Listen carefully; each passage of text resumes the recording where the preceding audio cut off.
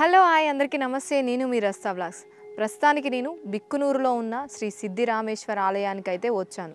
ఇక్కడ దేవుడు ఏ రూపంలో ఉన్నారు, ఇక్కడ విశిష్టత ఏంది, ఈ టెంపుల్ని చూద్దాం పదండి.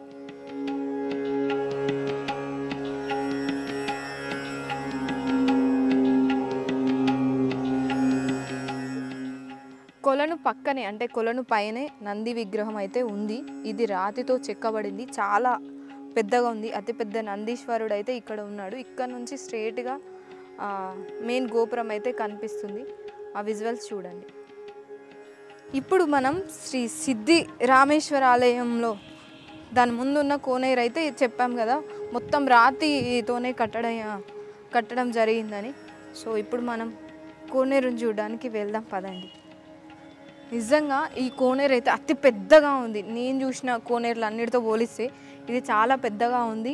అలాగే మొత్తం చుట్టూ చూడండి, ఎక్కడైనా ఒక ఇటుక లేదు, ఏం లేదు, మొత్తం రాతితోనే ఉన్నాయి. ఒక లోపలికి వెళ్దాం రండి.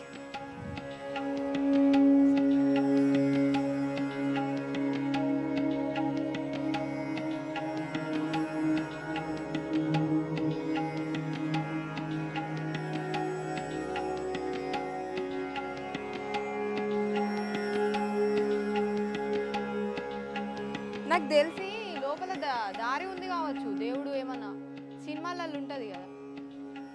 ఇట్లా మెట్లు ఉన్నాయి, ఇటు సైడ్ చూసుకుంటే ఇట్లా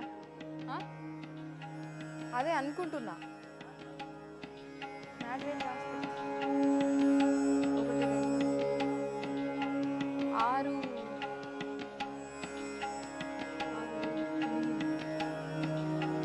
9 ఉన్నాయి మొత్తం. ఇక్కడ కోనేరు లోపల 9 ఏమంటారు ఆర్చలాగా ఉన్నాయి అన్నమాట. అంటే గదుల్లాగా కనిపిస్తున్నాయి 9. నేను అనుకుంటున్నాను ఇక్కడ నుంచి మెట్లు ఇంకా లోపలికి ఉండొచ్చు, అంటే లోపల దేవుడి యొక్క విగ్రహాలు కానీ.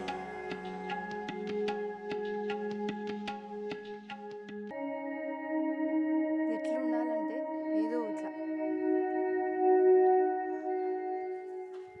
సో చూసారు కదా, ఇది అన్నమాట కోనేరు. అట్లనే కోనేరు పక్కన అక్కడ విగ్రహాలు అయితే ఉన్నాయి రాతితోని. అవేంటో దగ్గరికి వెళ్ళి చూద్దాం పదండి.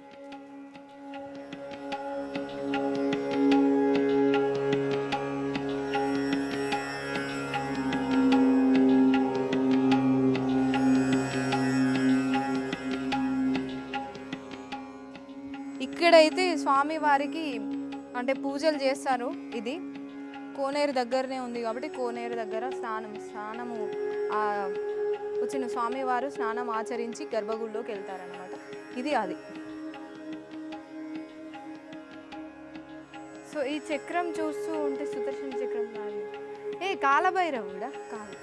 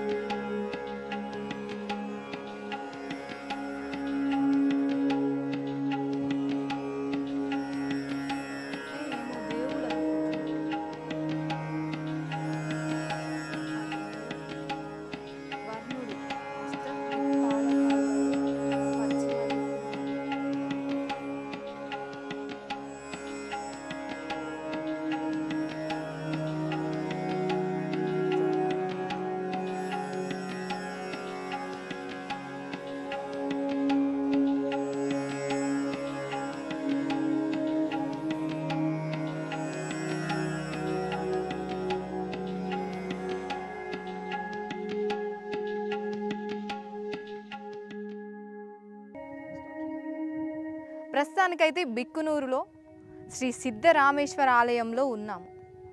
ఈ ఆలయము 17వ శతాబ్దం నాటి నుంచి ఉంటుంది. సో ఈ ఆలయంలో దేవుడు ఎలా ఉన్నాడు, ఈ ఆలయ విశిష్టత ఏంటి, లోపలికి వెళ్ళి తెలుసుకుందాం రండి.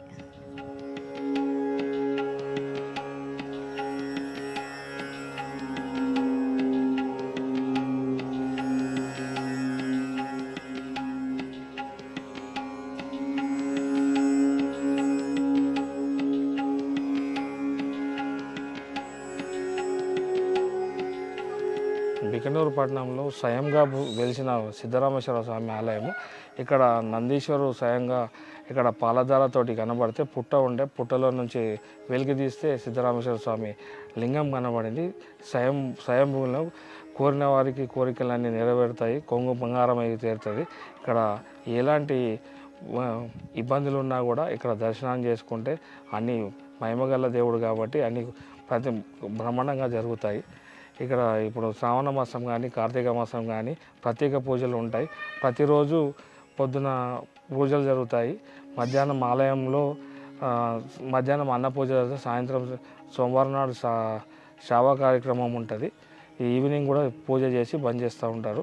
ప్రతిరోజు విశిష్టమైన పూజలు జరుగుతూ ఉంటాయి. ఇక్కడ విశిష్టమైన దేవుడు అన్నీ ప్రత్యేకంగా ఇక్కడ అన్ని రకాలు ఎవరైనా కోరుకున్న వారికి ఎలాంటి పిల్లలు లేకున్నా ఎలాంటి ఇబ్బందులు ఉన్నా అన్ని రకాల సెట్ అవుతాయి. ఆర్థికంగా ప్రాబ్లం ఉన్నా ఇక స్వయంభూ కాబట్టి దేవుడు మహిమగల దేవుడు. అంటే ఇప్పుడు దేవుడు ఏ రూపకంలో ఉన్నాడు? లోపల లింగం రూపకంగా ఉంటాడు. లింగ రూపకంలోనే ఉన్నాడు. అలాగే ఈ కోనేరులో స్నానం చేసి అంటే హెల్త్ ఇష్యూ ఉన్న వాళ్ళు, ఆరోగ్యం బాగాలేని వాళ్ళు కోనేరులో స్నానం చేసి తడి బట్టలతోని ప్రదక్షిణలు చేస్తే ఈ కోనేరు కాదమ్మ, కోనేరులో కానీ వెనకాల మూలబావి ఉంది. ఈ పవిత్రత ఏంటంటే మూలబావిది పవిత్రత. అక్కడ మూలబావిలో ఎవరైనా స్నానాలు చేసే అనారోగ్యంతో ఇబ్బంది పడుతున్న వారు ఎవరైనా ఉంటే మూలబావితో స్నానం చేసి ఇక్కడ దేవుని దర్శనం చేసుకుంటే అలాంటి ఇబ్బందులు పోతాయి.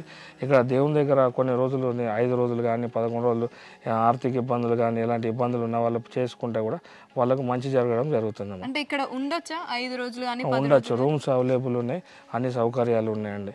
అలాంటి ఏం లేదు, అన్ని సౌకర్యాలు ఉన్నాయి. 5 రోజులు కానీ 11 రోజులు ఉండొచ్చు. అట్లా సౌకర్యాలతో ఉంటాయి. ప్రతిరోజు సత్యనారాయణ పూజలు అవుతుంటాయి. ఇక్కడ సోమవారం ప్రత్యేకంగా అన్నప్రసాదం చేయడం జరుగుతుంటుంది.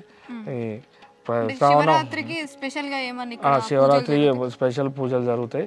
మళ్ళీ ఇంకోటి ఏంటంటే ప్రతి సోమవారం కాకుండా శ్రావణ మాసం మొత్తం అన్నప్రసాదం కారణం మధ్యాహ్నం నుంచి సాయంత్రం దాకా అన్నప్రసాదం జరుగుతుంది. ఇక్కడ ప్రతి సోమవారం అన్నప్రసాదం జరుగుతుందండి. ఇక్కడ అంటే ఇక్కడికి వచ్చే భక్తులు ఈ చుట్టుపక్కల వాళ్ళ ఇంకా వేరే ప్రాంతాల వాళ్ళు ఎక్కడెక్కడి నుంచో వస్తారు, చాలా ప్రాంతాల నుంచి వస్తారు.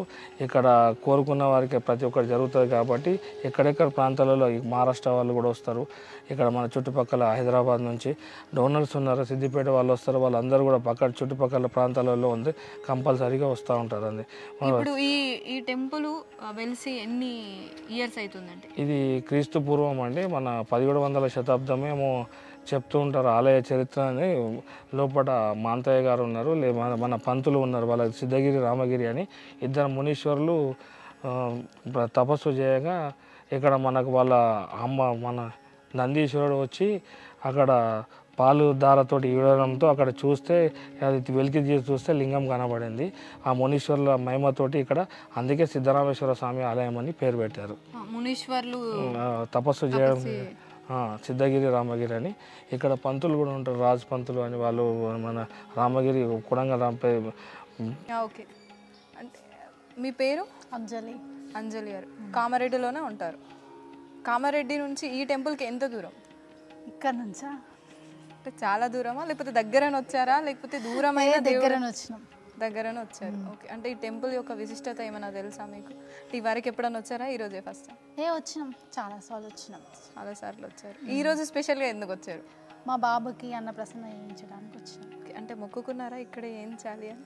అలా ఏం లేదు, నార్మల్గానే చేయించాలని వచ్చినాం. ఓకే. అంటే ఇప్పుడు ఇక్కడ ఉన్న సిద్ధిరామేశ్వరం అంటే దేవుడు ఏ రూపంలో ఉన్నాడు? లోపల గోల్డ్ కలర్ ఉంటాడు. గోల్డ్ కలర్ అంటే లింగ రూపంలో ఉన్నాడా? శివుడా? శివుడు రూపంలోనే ఉంటాడు. శివుడు రూపంలోనే ఉన్నాడు అంటే లింగ రూపం కాదు, శివుడు ఆకారం. శివుడు ఆకారంలోనే ఉంటాడు. కింద లింగం ఉంటుంది, పైనుంచి శివుడు ఆకారంలో ఉంటుంది. అంటే ఇది స్వయంభూ వెలిసిందా లేకపోతే ప్రతిష్ఠ చేసిరా? స్వయంభూ లింగం, స్వయంభూగానే వెలిసింది. చూసారు కదా ఈ వీడియో. శ్రీ సిద్ధి రామేశ్వర ఆలయం స్వయంభుగా వెలిసిన శివుడు 17వ శతాబ్దం నాటి ఆలయం ఇది. మీ అందరికీ చూపిద్దాం అనేసి ఈ వ్లాగ్లో చూపించాను. మా వీడియో మీకు నచ్చినట్లయితే లైక్ చేయండి, షేర్ చేయండి మరియు కామెంట్ చేయండి. మరిన్ని మంచి వీడియోస్ కోసం మా ఛానల్ని సబ్స్క్రైబ్ చేసుకోండి. థ్యాంక్ యూ అందరికీ. Bye bye.